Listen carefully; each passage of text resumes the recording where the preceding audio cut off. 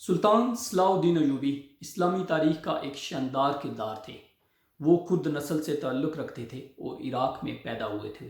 انہوں نے مصر اور شام میں جوانی کے عالم میں حکمرانی کی۔ انہوں نے صلیبی جنگوں میں حصہ لیا اور عیسائیوں کو عبرتناک شکست دی۔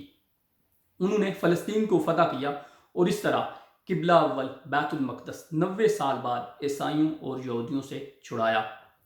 انہوں نے اپنے دور میں عیسائیوں اور یہودیوں کو بے شمار مراد دے رکھی تھی۔ اس طرح وہ لوگ ان کے گرویدہ ہو چکے تھے۔ سلطان صلاح الدین ایوبی ایک شاندار ایڈمنسٹریٹر اور عادل حکمران تھے۔ وہ درویش صفت انسان اور کھلے ہاتھ کے مالک تھے۔ ان کی درویشی اور کھلے ہاتھ کی مثال اس بات سے لگا لیجئے کہ 55 سال کی عمر میں جب ان کا انتقال ہوا تو وہ صرف 47 درہم کے مالک تھے۔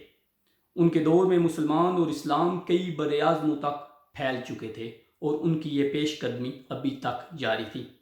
اسی پیش قدمی کو مد نظر رکھتے ہوئے اس وقت کے عیسائی اور یہودی بے حد پریشان تھے اور اس وقت کے یورپ کے پوپ نے مسلمانوں کی کامیابی کا راز معلوم کرنے کے لیے ایک اعلیٰ سطح کی سٹڈی کروائی۔ اس کی رپورٹ آئی۔ تحقیق میں یہ معلوم ہوا کہ مسلمانوں کی کامیابی کا راز ان کا نظام عدل ہے۔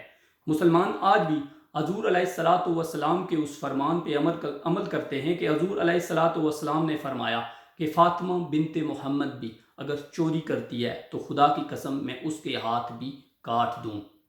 اور تم سے پہلے لوگ اور قومیں اس لیے تباہ ہوئیں کہ جب ان میں کوئی بڑے طبقے کا شخص کوئی بڑا جرم کرتا تو اسے چھوڑ دیا جاتا، اور جب کوئی یہی جرم کسی چھوٹے شخص سے سرزد ہو جاتا تو اسے سزا دی جاتی۔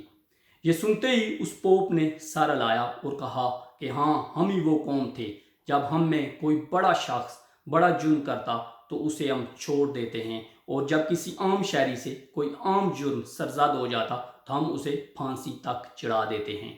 اس شخص وہ جو پوپ تھا اس نے کہا کہ ہم مسلمانوں کا اس وقت تک مقابلہ نہیں کر سکتے جب تک مسلمانوں کا یہ نظام عدل حاصل نہ کر لیں۔